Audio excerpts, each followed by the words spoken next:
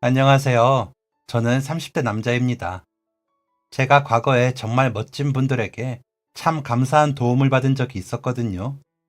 요즘 그때가 자주 생각이 나서 한번 사연을 보내봅니다. 다시 생각해도 감사한 분들, 아마 제가 죽을 때까지 잊을 수 없었던 그분들에게 충성하며 열심히 적어보겠습니다.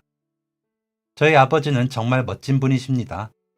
진짜 강하고 존경스러운 분이죠. 사실 저는 어머니가 안 계십니다. 저희 어머니는 제가 7살, 여동생이 4살 때 사고로 세상을 떠나셨습니다. 그때 동생이랑 제가 같은 어린이집에 다니고 있었습니다. 그런데 친구들은 다 부모님이 데리러 와서 집에 갔는데 저희 어머니만 데리러 안 오시더라고요. 한 번도 그랬던 적이 없었습니다. 친구들이 모두 떠나고 빈 교실에서 동생이랑 둘이 놀았습니다. 그런 날은 처음이라 그런지 잊혀지지가 않네요. 유현이랑 유정이 어머니가 오늘 많이 늦으시네.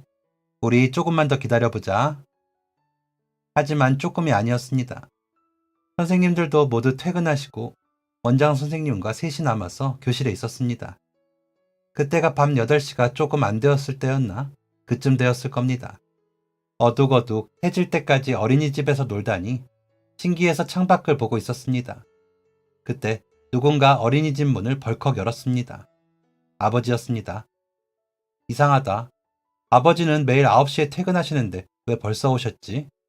그리고 왜 어머니가 안 오시고 아버지가 오신 거지? 그리고 왜 저렇게 울고 계시지?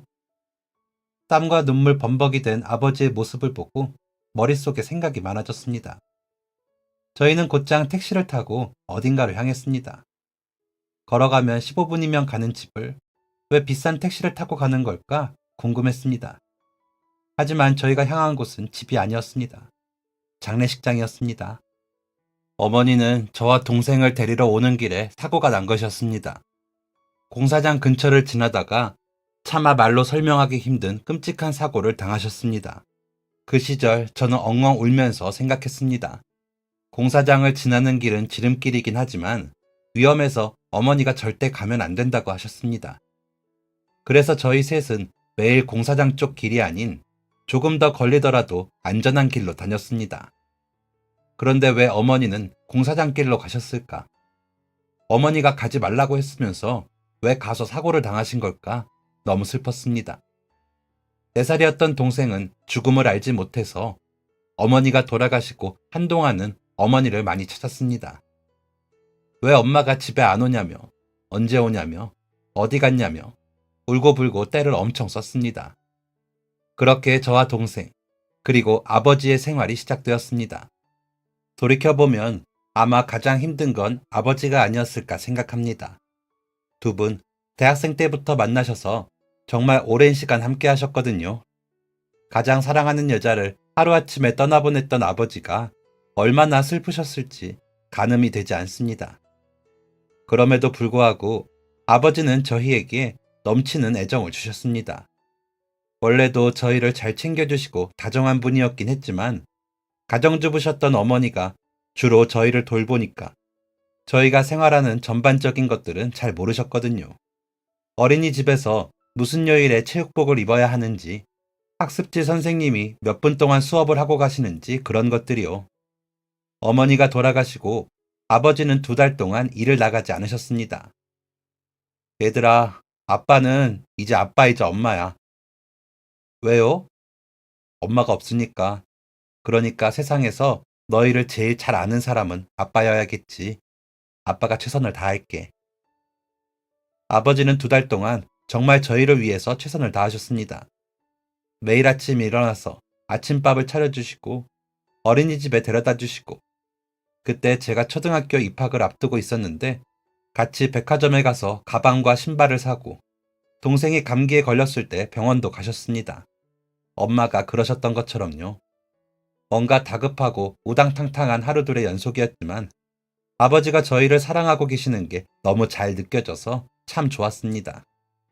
2달 뒤 아버지가 다시 일을 시작하셨고 그때부터는 고모가 아버지를 도와서 저희를 돌봐주셨습니다. 그때 고모가 결혼하신 지 1년도 안 된 신혼이셨습니다. 저희 집 근처에 살고 계셨고요.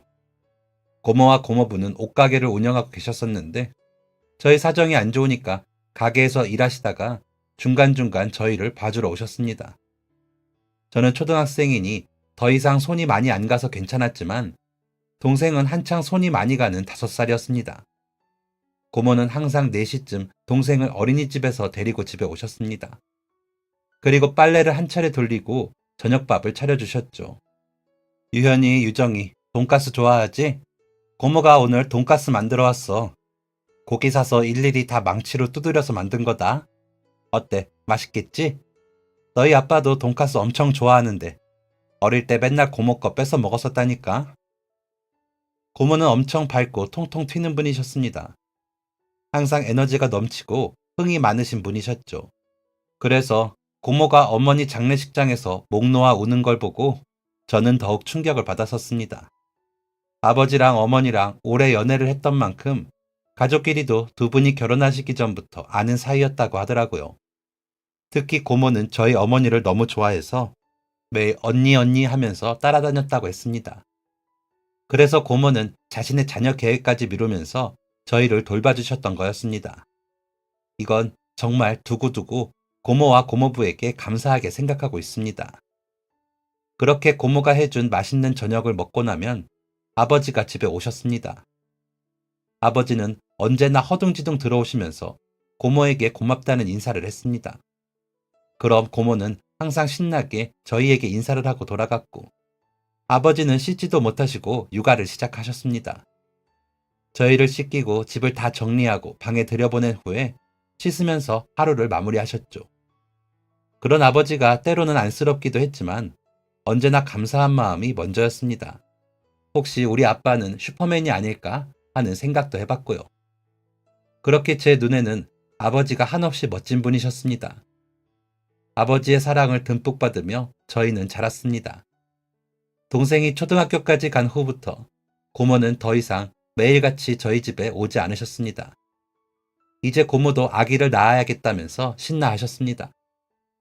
그래서 자주 놀러와서 저희랑 놀아주고 맛있는 것도 해주셨죠.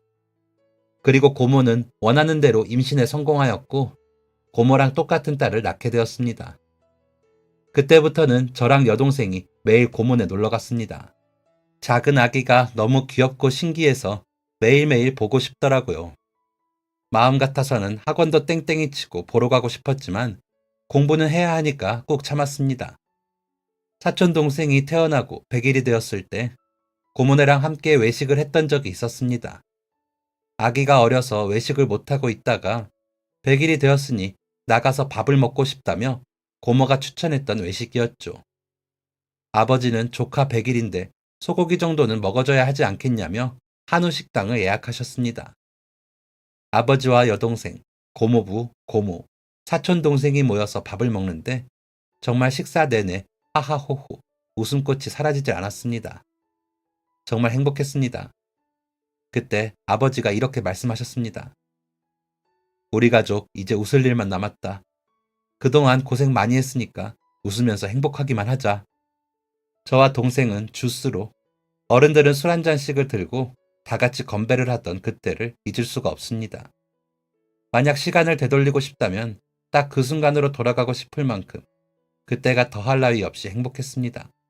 한동안은 아버지 말씀대로 행복한 날들의 연속이었습니다. 사촌 동생도 건강하게 잘 자랐고 아버지가 하시는 일도 잘 되고 있었습니다. 그때 고모네 옷가게도 개업 이래에 제일 좋은 매출을 자랑하며 장사가 아주 잘 되고 있었죠. 하지만 그 행복은 1년이 가질 못했습니다. 제가 초등학교 6학년이었고 동생은 3학년이었던 때였죠. 제 기억에는 아버지가 저 6학년 개학하기 전 겨울쯤부터 종종 피곤하다는 말을 자주 하셨던 것 같습니다. 원래 힘든 거 저희 앞에서 내색 안 하시는 분인데 그쯤에 아버지는 간혹 앓는 소리와 함께 피곤하다는 말씀을 하셨습니다. 그럼 고모는 오빠 운동 안 해서 그렇다. 나이 들면 건강이 첫 번째다. 영양제는 챙겨 먹냐 등등의 잔소리를 하셨죠. 그러다 이따금 코피를 흘리기 시작하셨습니다. 아버지가 생전 코피를 안 흘리시던 분이거든요. 학창시절에 아무리 공부를 열심히 하셔도 코피 한 방울 안 흘렸다고 하셨는데 피로 때문인지 뭔지 코피를 가끔 흘리셨습니다. 정말 나이 탓인 건지 뭔지 저는 알 수가 없었죠. 그러던 중 아버지의 건강을 의심하게 된 가장 명확한 사건이 있었습니다.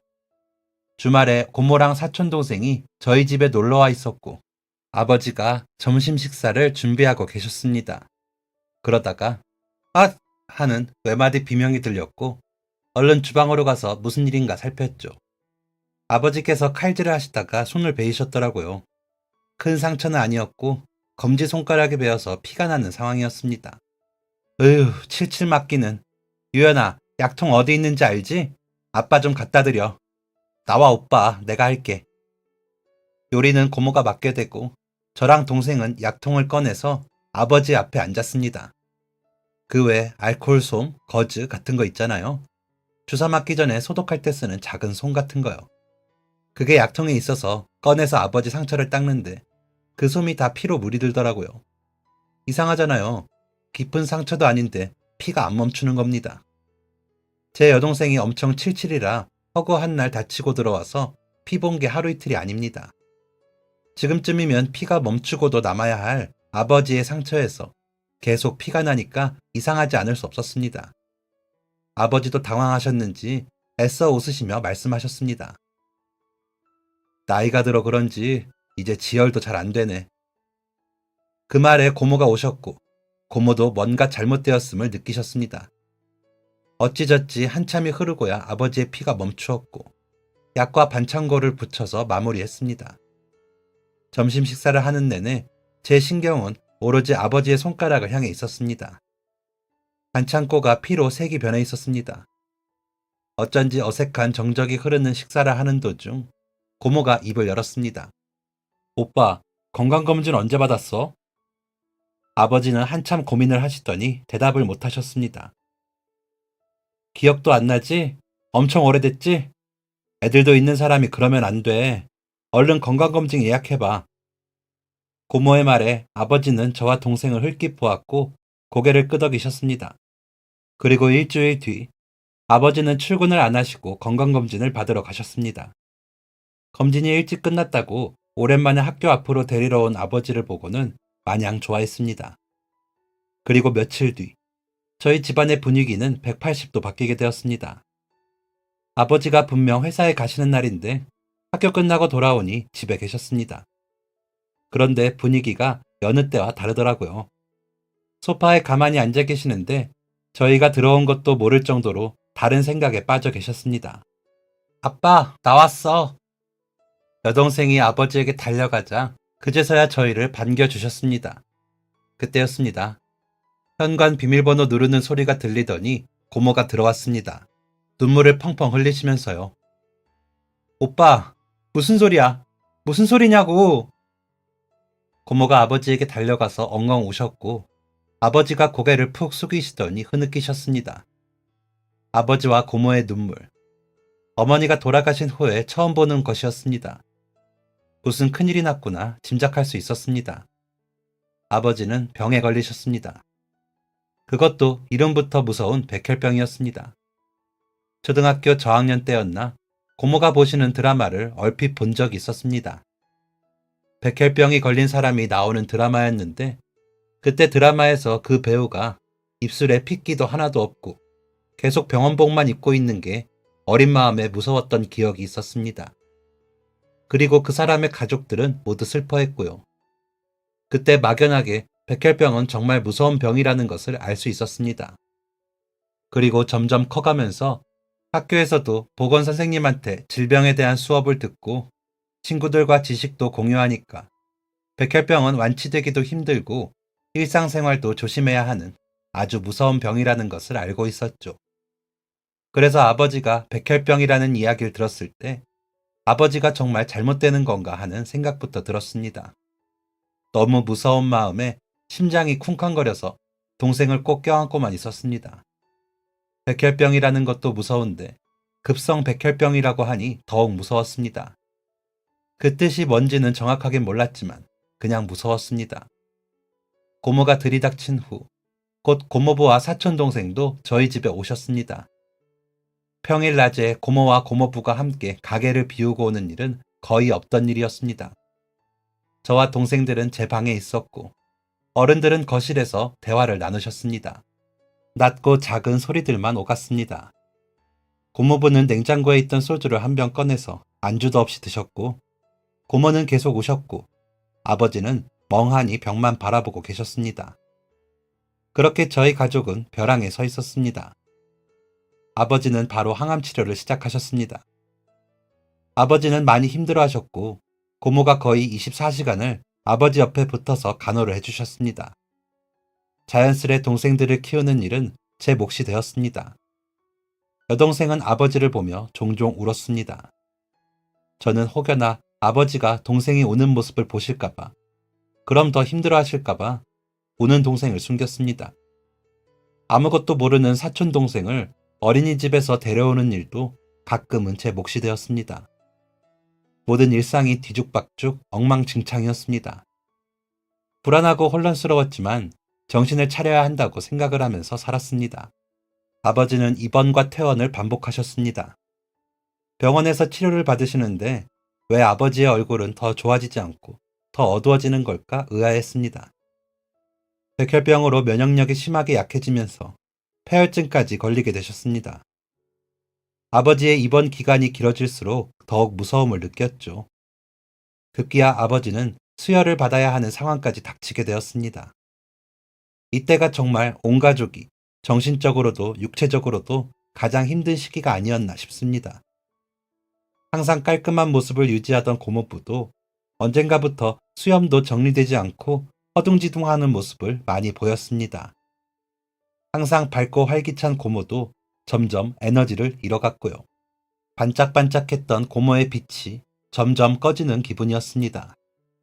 아버지의 모습은 어릴 적 드라마에서 봤던 그 백혈병 환자 같았습니다. 그 드라마에서 그 환자의 결말이 어떻게 되었었더라? 봤었나 안 봤었나? 분명 회복해서 다시 잘 살았겠지.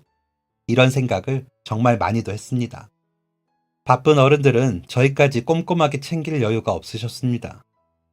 중학교 교복을 맞추던 날, 고모부와 함께 백화점 행사장에 갔는데 고모부가 일 때문에 급히 가게에 가셔야 하는 상황이 닥쳐서 직원분의 도움으로 조금 외롭게 교복을 사기도 했습니다. 여동생은 준비물을 못 챙기고 학교에 가는 날이 많아졌고 사촌 동생도 아기였지만 나름 고충이 있었을 거라 생각합니다. 중학생이 되고부터는 학교가 끝난 후엔 거의 매일 아버지가 계시는 병원에 갔습니다. 그때부터 아버지가 수혈을 받으시는 모습을 가끔 보게 되었습니다.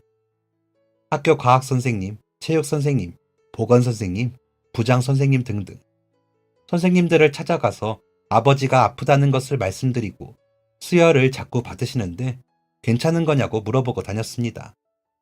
왜 아버지가 수혈받는 피가 붉은색이 아니라 누리끼리한 색인지도 여쭤봤습니다. 그게 혈소판인 줄은 나중에 알게 되었고요.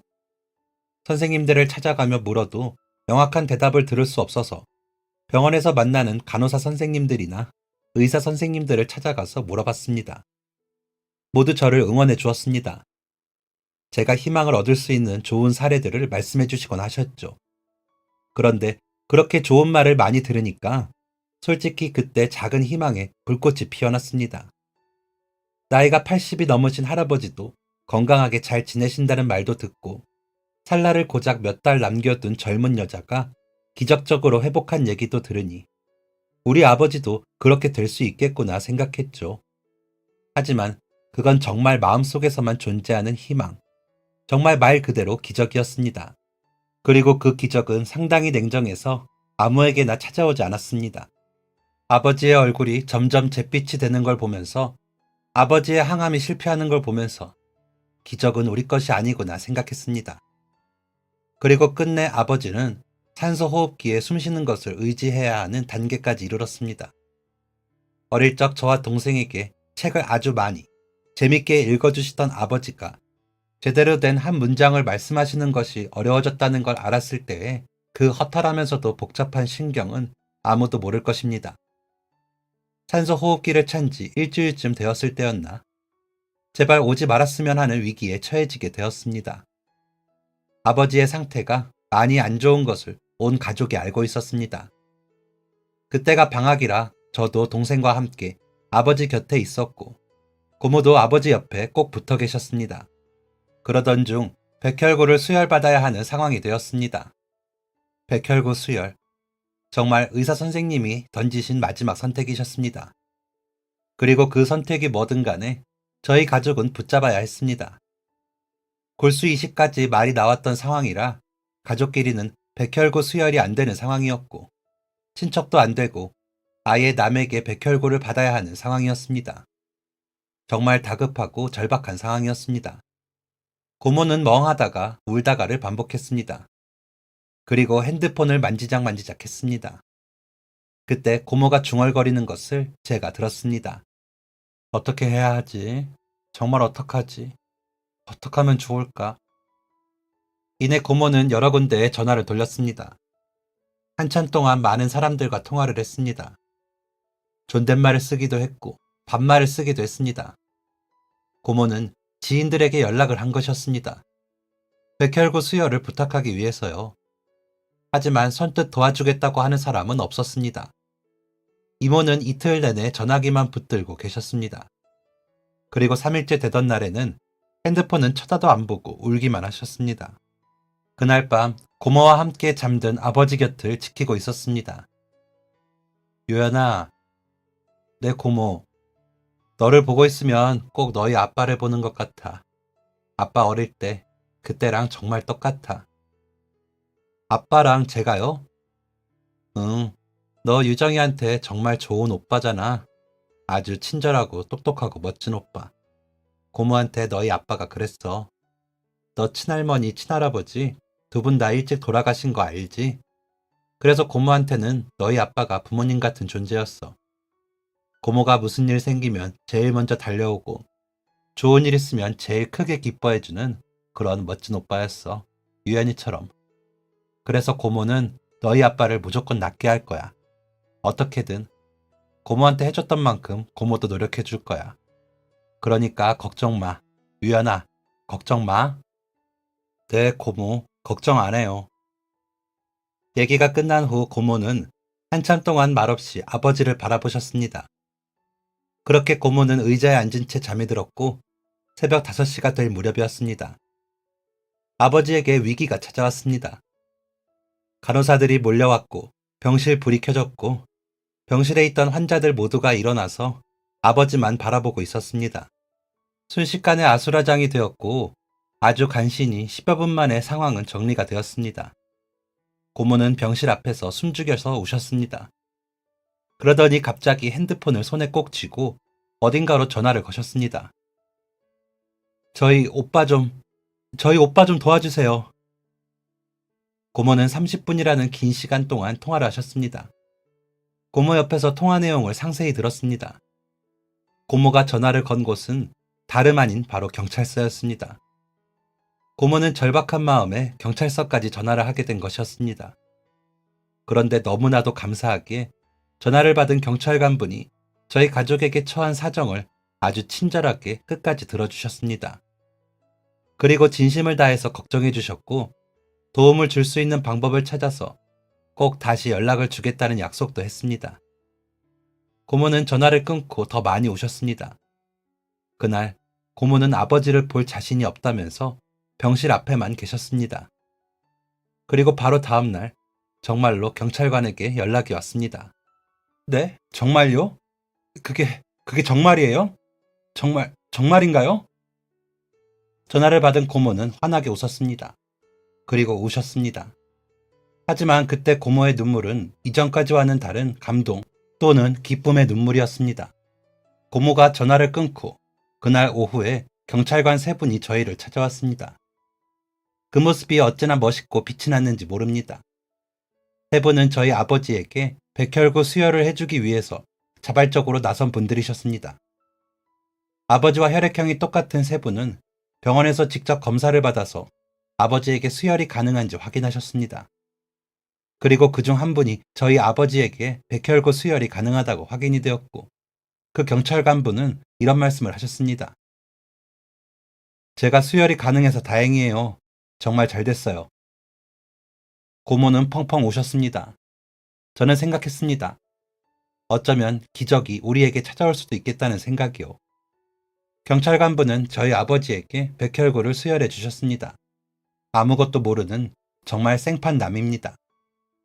나라와 국민을 위해 일하는 경찰관이라고 해도 수혈을 해야 하는 의무는 전혀 없습니다. 그럼에도 불구하고 그 경찰관분은 아무런 대가를 바라지도 않으시고 자발적으로 게다가 아주 기쁜 마음으로 저희 아버지를 위해 주신 거였습니다. 어린 저는 정말 충격을 받을 정도로 경찰관 아저씨에게 깊은 감사와 존경을 느끼게 되었습니다. 그리고 그때부터 제 꿈은 경찰관이 되었습니다. 경찰관분 덕에 위기를 잘 넘기신 아버지는 얼마 후 고모에게 골수 이식을 받게 되었고 나아지지 않을 것 같은 상태가 점점 호전되셨습니다. 기적이 우리에게도 찾아온 것이었습니다. 아버지가 정말 긴 입원 생활을 마치고 퇴원을 하신 후 가장 먼저 하신 일은 아버지에게 백혈구를 수혈해 주신 경찰관분을 찾아뵌 것이었습니다. 그때 온 가족이 출동했습니다. 아버지, 고모, 고모부, 저랑 여동생, 사촌 동생까지 모두 경찰관분께 감사 인사를 드리려고 만나서 식사를 하게 되었습니다. 경찰관분도 아내분과 아이를 함께 데리고 나오셨습니다. 사촌 동생보다 1살 많은 아이였습니다. 동글동글한 얼굴에 덩치도 큰 게 정말 귀엽더라고요. 맛있는 식사를 하다가 아버지가 말씀을 하셨습니다. 결혼도 하셨고 아이도 있으신데 정말 큰 결심하셨네요. 쉽지 않으셨을 텐데 다시 한번 감사드립니다. 오히려 가족들이 있어서 결심했었어요. 만약 내 가족이 그런 상황을 겪으면 어떨까 생각하니 진짜 지푸라기라도 잡고 싶겠다 생각이 들더라고요. 사실 저희 아버지가 오랜 투병 생활을 하시다가 돌아가셨거든요. 아픈 가족을 둔 마음이 어떤지 너무 잘 아니까 수혈하게 되었을 때 다시 한번 제 직업이 고맙더라고요. 이렇게 누군가를 살릴 수 있는 기회가 주어져서 참 좋았습니다. 이 말이 아직도 정확하게 기억이 납니다. 그 말을 하는 경찰관 아저씨가 정말 멋져 보였거든요. 그 이후에도 저희 가족은 종종 그 경찰관분과 왕래를 하고 연락도 주고받는 사이가 되었습니다. 아버지의 건강이 나아지고 가족들 개인의 삶에 균형이 잡히면서 저는 더욱 제 꿈을 또렷하게 들여다볼 수 있었습니다. 아버지에게 백혈구 수혈을 해준 경찰관 분처럼 멋진, 훌륭한, 존경받는 경찰관이 되자. 이게 바로 제 꿈이었습니다. 고등학생 때부터 선생님과의 진로 상담을 통해 목표를 구체화시키기 시작했습니다. 사실 이전까지는 경찰이 어떻게 되는 건지 잘 몰랐거든요. 그런데 생각보다 다양한 루트가 있었고 생각보다 더 공부를 잘해야지 가능한 것이었습니다. 고등학생 기간 내내 아예 공무원 시험부터 준비를 할까 하다가 그래도 대학교에 대한 로망이 있었던지라 관련 학과를 가는 것으로 선택했습니다. 대학 준비를 하면서 토익 공부도 조금씩 하고 고등학교 2학년 때는 한국사 자격증도 땄습니다. 그러다가 고등학교 3학년이 되었습니다. 그때는 아버지가 건강이 정말 많이 좋아지시면서 직장을 구하시고 다시 일을 시작하셨습니다. 그전에는 골수 이식 받은 후에 고모가 너무 무리하게 움직이지 말라고 몇 년 푹 쉬라고 해서 고모랑 고모부가 일을 돕고 계셨었거든요. 고모네 옷가게가 아무리 잘 된다고 해도 두 가정을 먹여 살릴 만큼은 아니었습니다.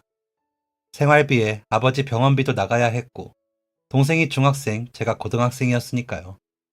그래서 사실 고등학생 때 학원에 다니고 싶었는데 차마 아버지한테 말씀을 못 드리겠더라고요. 아버지께서 저보고 학원에 다녀야 하지 않겠냐고 몇 번 묻긴 하셨지만 저는 애써 괜찮다고 했습니다. 고등학교 1학년 때 담임 선생님이 사회 선생님이셨는데 제 사정과 제 꿈을 알고 많이 챙겨주신 덕에 학원 안 다니고 좋은 성적을 유지할 수 있었죠. 아무튼 고등학교 3학년 때부터 아버지는 직장에 다니셨습니다. 지인분이 하시는 회사였는데 아버지의 건강 상태를 고려해서 편의를 봐준다고 하셔서 무리하지 않고 다니실 수 있으셨죠. 늦지막히 출근하셔서 저녁쯤 돌아오시곤 하셨습니다. 그때부터 동생이랑 집에 있는 시간이 많아지더라고요. 저는 학원에 안 다니고 그때 야간 자율학습도 신청하지 않고 집에서만 공부를 했거든요. 집이 제일 집중도 잘 되고 마음도 편안했어요.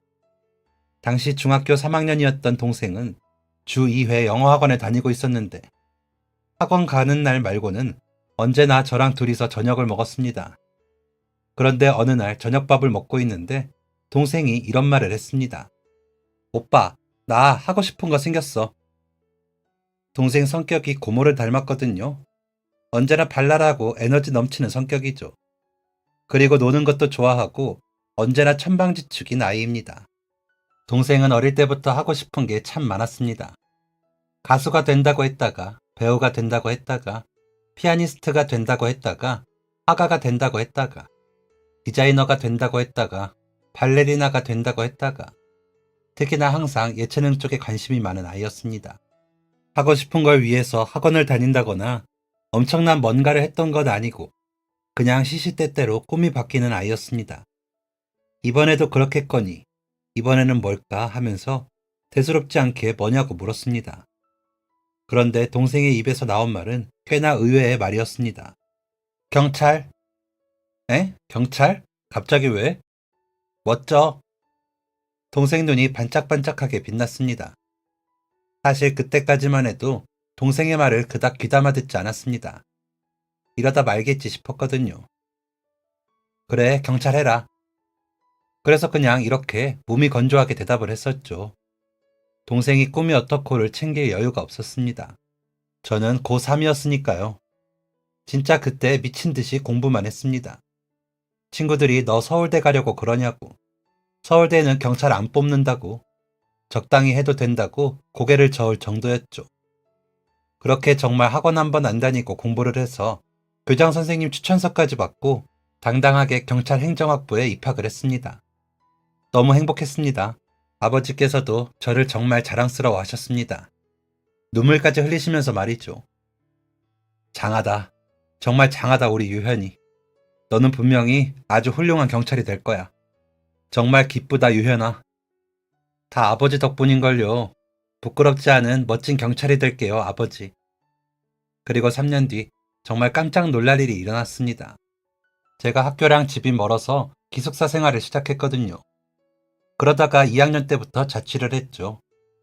처음에는 가족들하고 떨어져서 사는 게 힘들어서 집에 자주 찾아갔는데 혼자 사는 생활도 점차 익숙해지면서 집에 잘 안 가게 되었습니다. 학년이 올라갈수록 바쁘기도 했으니까요. 중학생 때는 정말 징글징글하게도 공부를 안 했던 여동생이 고등학생이 되더니 정신을 차렸는지 공부를 열심히 한다는 것은 아버지에게 얼핏 들어 알고는 있었습니다. 가끔 집에 가면 동생은 매번 공부하러 도서관에 가서 집에 없곤 했거든요. 애가 진짜 공부를 하는 건지 알 수는 없었지만 딱히 물어보지는 않았습니다. 그런데 제가 학교 들어가고 3년 뒤 갑자기 동생한테 전화가 왔습니다. 오빠! 왜? 나 대학교 합격했다. 대학교? 무슨 대학교? 너 벌써 수능 봤어? 아니, 수시 합격했다고. 그래. 축하해. 아, 왜 무슨 대학교인지 무슨 과인지 안 물어봐. 알아서 잘했겠지. 누구 동생인데. 그래, 누구 동생인데.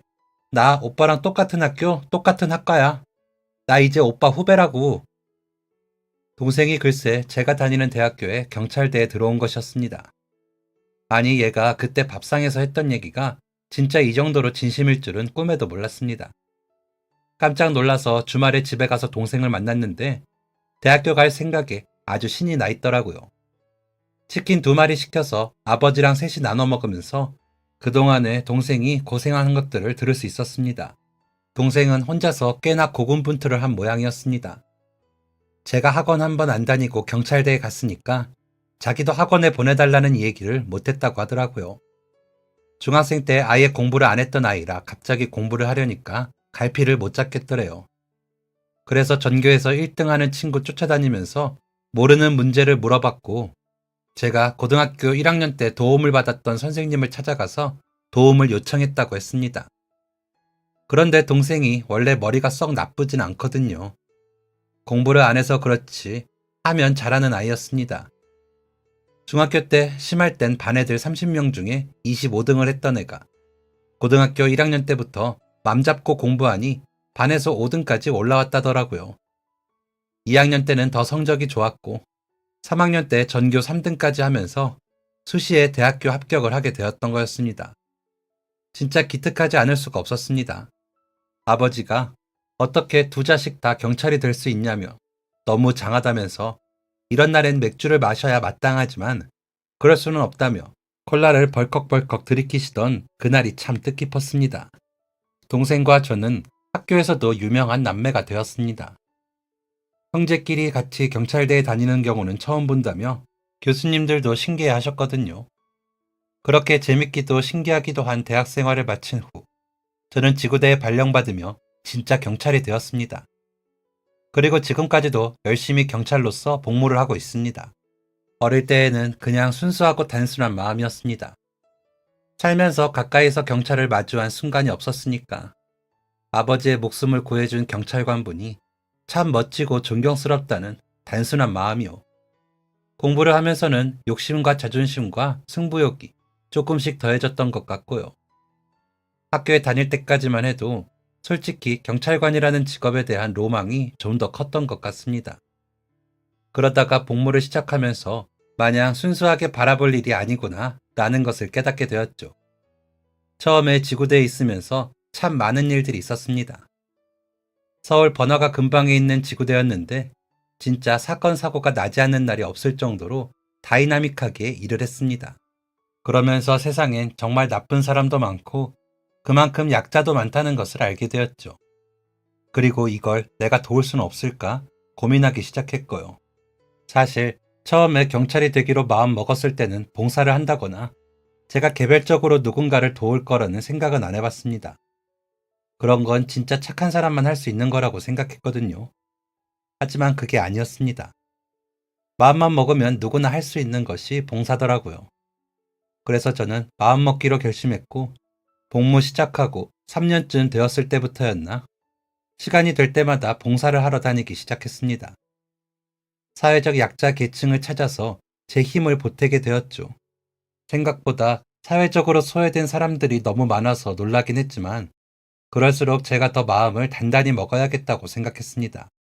이런 마음이 하나 둘 모여서 그들에게 힘이 되어줄 테니까요.